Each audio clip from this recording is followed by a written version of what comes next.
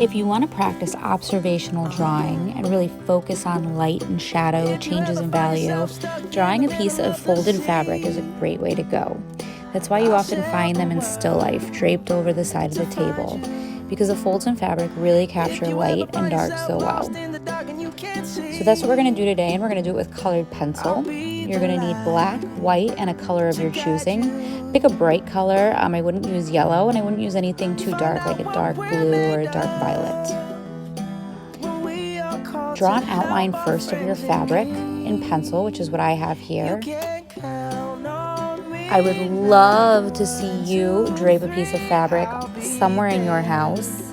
However, and draw that just using the tips that I'm giving you while I draw mine, because it's pretty much going to work the same way no matter what you're looking at, my drawing or a fabric somewhere that you have kind of crumpled up in front of you.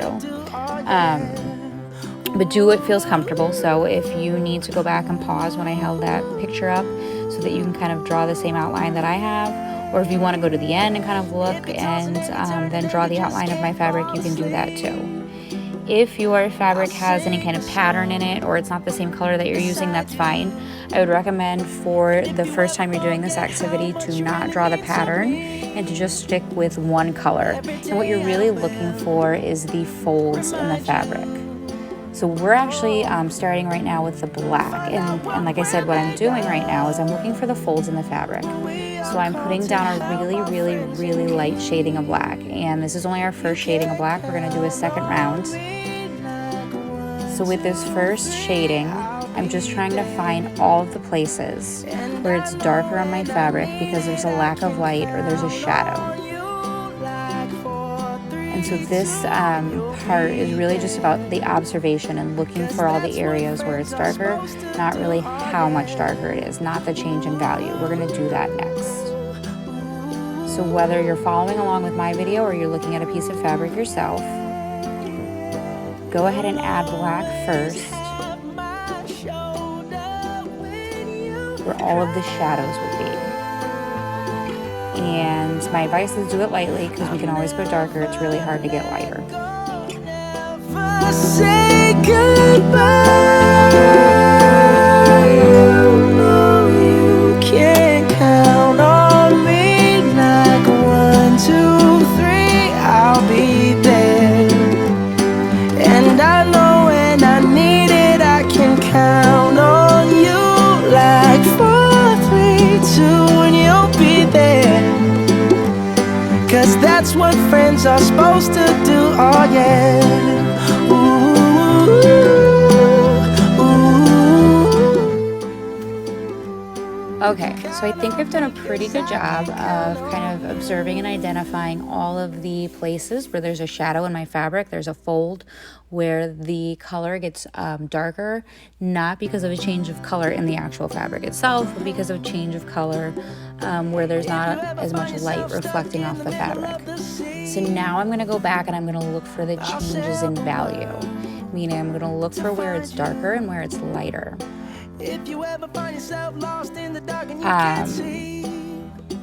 Through my experience in working with colored pencils, I have found that this method, when it comes to adding shadows in your drawing or adding darker colors, adding the black before you add the color works best. Later in the video, we're going to add just a little bit of white to the highlights, and you're going to see that we're going to do that between rounds of adding color. But I've experimented with adding the black during different phases of the drawing process with colored pencils. And for me, what I found is that doing it first usually comes, I like the effect, I like the way it comes out in the end. It doesn't mean that it's the right way to do it. There's most of the times when you're making art, not a right or wrong way to do things, just a preferred way. So this is my preferred way.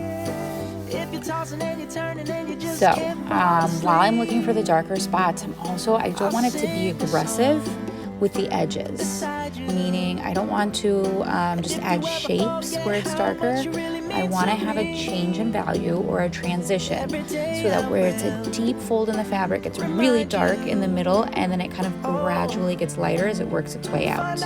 So try not to have any sharp edges, any aggressive edges, maybe other than where you get an edge from if your fabric is hanging off of like a table or a chair and draping down. You might have a sharper edge where the edge of the table is, but other than that, all of your folds shouldn't have any sharp edges.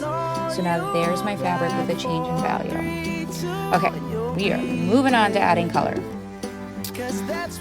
You've probably heard me say this a lot. I'm going to say it again. You can always add more color, especially with colored pencil. It's really hard to take it away, almost impossible. So we are starting light. We are just putting our first layer of colored pencil down. Again, this is my preferred method.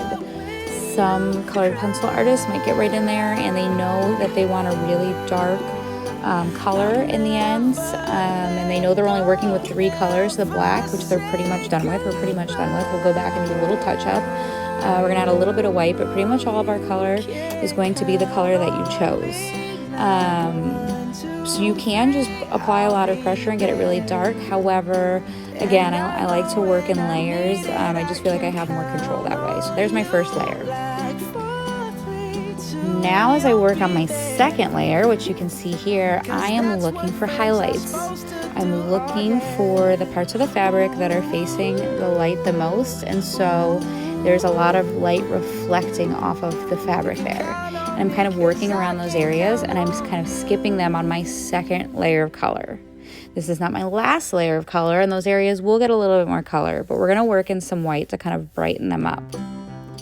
So right now, while I add a second layer of color, I am looking for those highlighted parts, the parts that are facing the light the most, and I'm working around them. And you can see as I continue to do so here and kind of point those spots out to you. You can't see, I'll be the light. Make sure as you're working in these first layers of color that you don't forget to go over the black. Sometimes you might notice, even though my hand's going really fast because I sped up this video, but I kind of have to look and go, wait, did I hit the black with my color when I went over this portion, or do I need to go back and do it again? Your color is going to go over all of the parts where you put down black colored pencil. You still want to see some color there, even the darkest parts. So just make sure you're going over those with your colored pencil as you are doing these layers. 'Cause that's what friends are supposed to do, oh yeah. Ooh,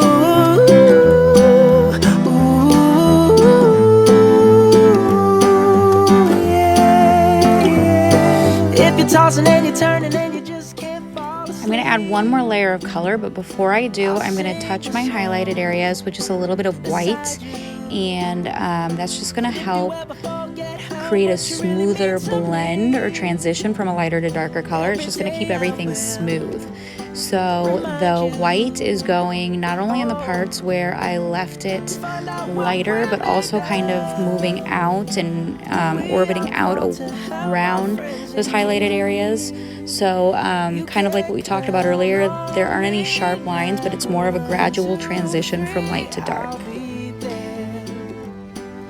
Now with my final layer of color, which I'm putting down now, I'm being a little bit more aggressive with my pressure, and I'm looking to just fill in all of the spots where I can still see paper, so that I get a nice rich color.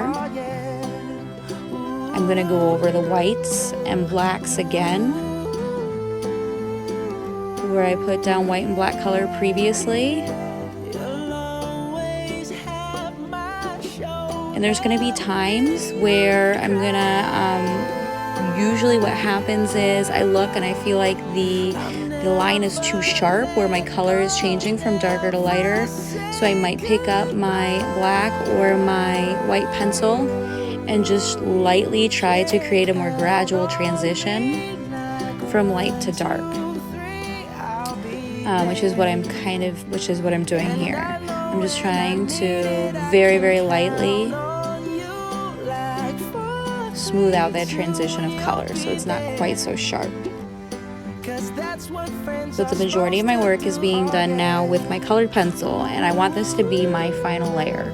So again, I'm applying more pressure. I'm looking for spots spots where you can still see the paper through. And I am working over with the same amount of pressure the spots where I put down white and where I put down black.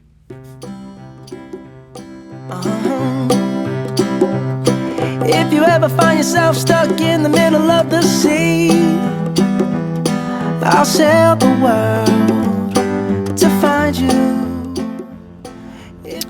So that's it. As a footnote, I want to apologize. I wish that my video making skills were a little more on point so that I could give you a good view of what I was drawing on the paper and in front of me by having the fabric in the line of sight of the camera while you could still see what I'm drawing, if that all makes sense.